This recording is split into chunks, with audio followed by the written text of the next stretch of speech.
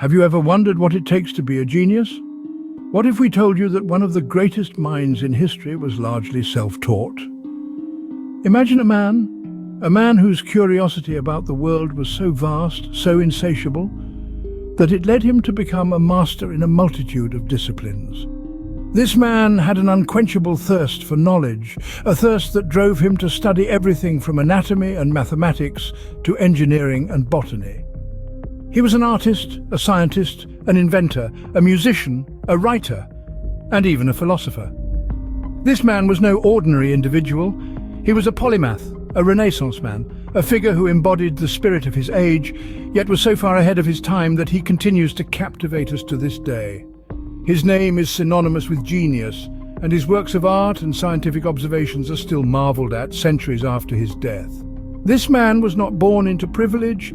He did not have access to a formal education, nor did he have the luxury of studying under renowned scholars. But what he lacked in formal education, he made up for with an unyielding determination to learn and a relentless pursuit of knowledge. He was a man who taught himself, who used his keen observation and insatiable curiosity to understand the world around him. His genius was not confined to one field. On the contrary, his interests were diverse and varied.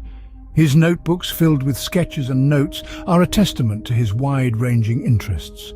From designs for flying machines and studies of human anatomy to observations on the nature of water and light, his notebooks reveal a mind constantly at work, always seeking to understand and explain the world around him.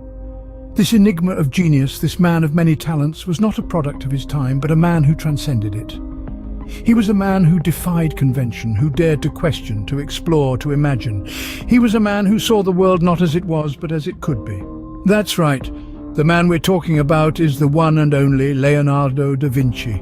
Born in Vinci, Italy in 1452, Leonardo was the illegitimate son of a notary and a peasant woman.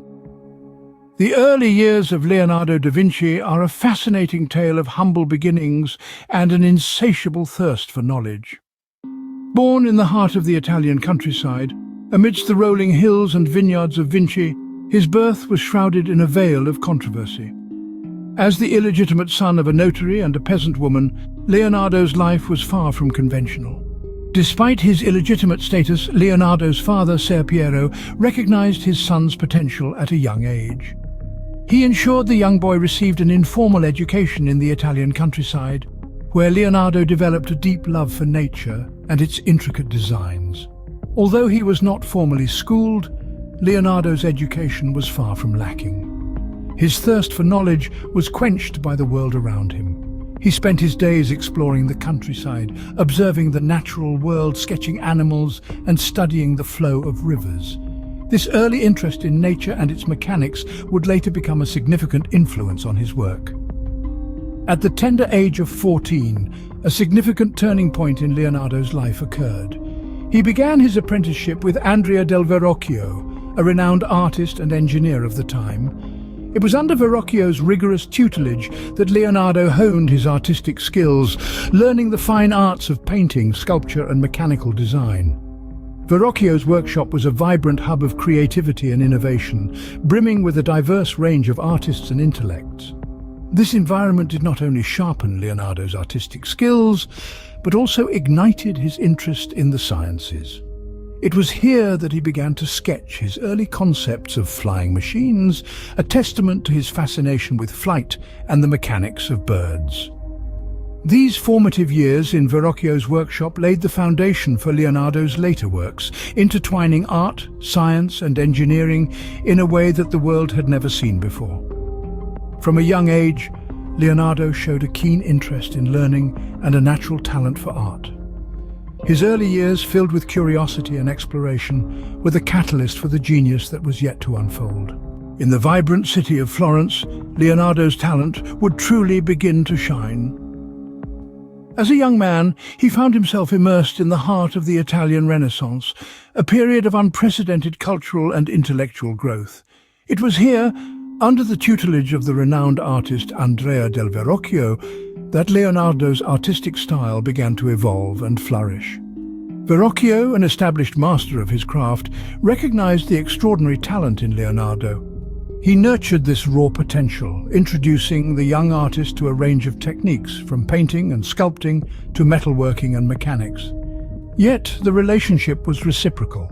It is said that upon seeing Leonardo's contribution to his painting The Baptism of Christ, Verrocchio was so astounded by the young artist's skill that he vowed never to touch a paintbrush again.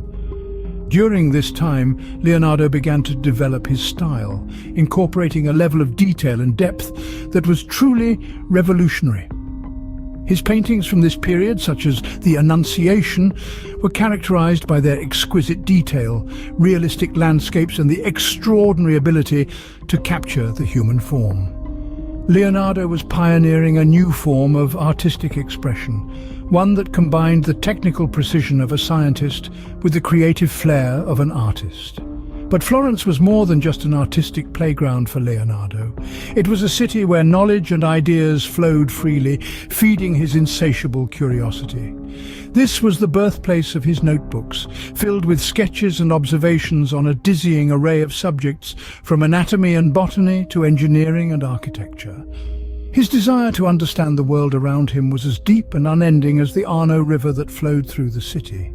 Yet it is important to remember that Leonardo was not just an artist. He was a scientist, an engineer, an inventor, and a philosopher. His paintings were merely the most visible manifestation of a mind that was ceaselessly questioning, exploring, and innovating.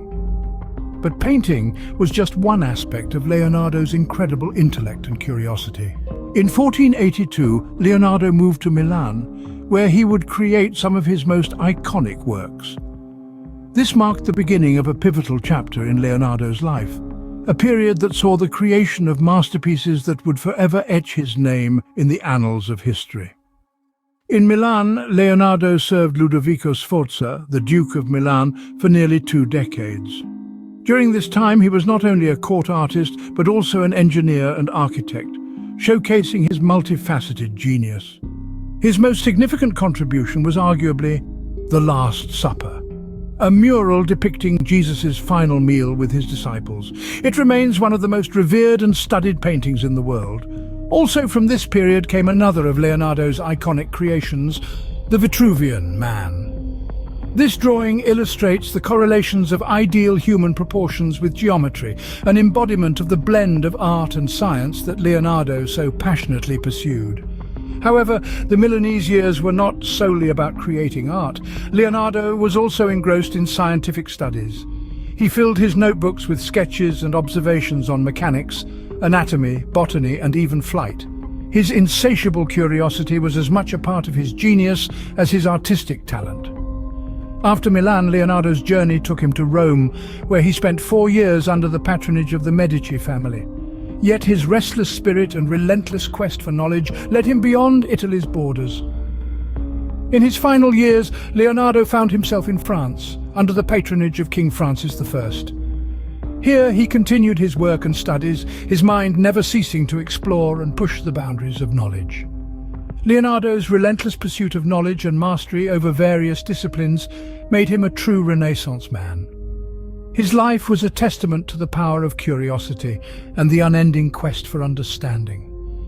In every corner of his mind, from the streets of Florence to the court of Milan, from the heart of Rome to the French countryside, Leonardo da Vinci left an indelible mark, a legacy that continues to inspire and awe to this day.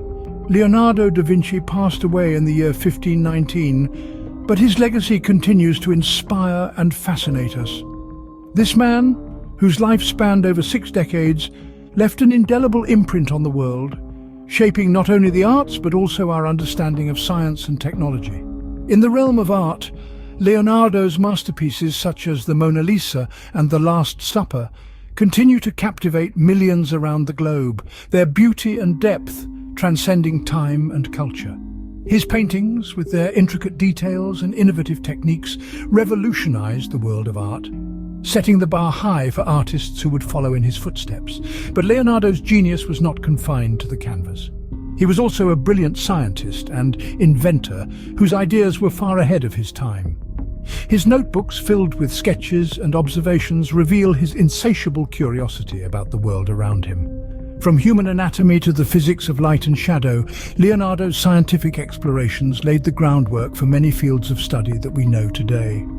In the sphere of technology, Leonardo envisioned flying machines, armored vehicles, and even designs for robots, centuries before they became reality.